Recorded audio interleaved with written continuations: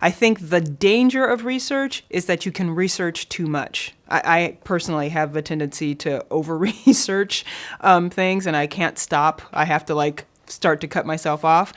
So I think it's really important to know when you've kind of reached saturation level and to just take what you have and take it and put it together however way you're going to put it together. But I think research is good to kind of have a foundation, kind of a structure from which the ideas can kind of sprout. There's actually a process called sleepworking where you incubate your ideas before you go to sleep, and then you capture whatever you have when you wake up. I've done that. I've actually done things where I've actually tried to talk to the spirit of the idea, and whatever information or whatever ideas I got from that, I capture that and I put it into practice. So I've kind of done some kind of wacky, unconventional things, but they've worked.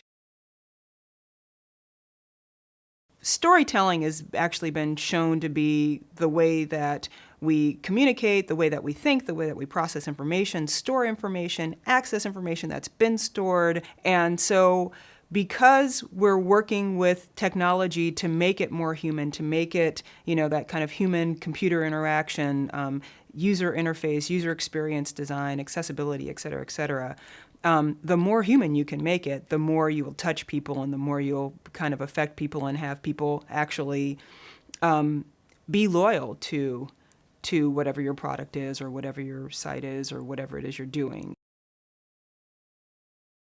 I actually haven't really received a lot of good advice related to design and career, in all honesty. I can tell you one thing that always stuck with me, which is kind of one of the things that spurs me on to do the work that I do. I remember when I graduated from college, I told my father that I wanted to be a writer. And my father said in response, it's really hard to get published.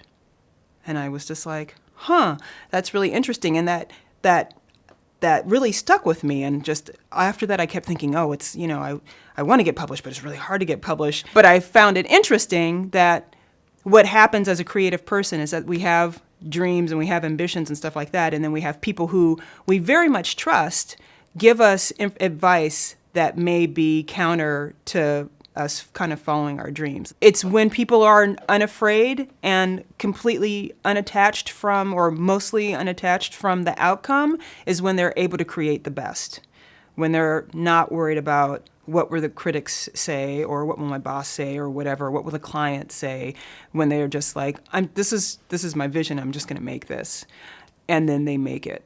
And usually that's when people are usually like the most wowed, the most impressed, the most everything. And that's kind of the purest expression of that person's creativity and that person's vision.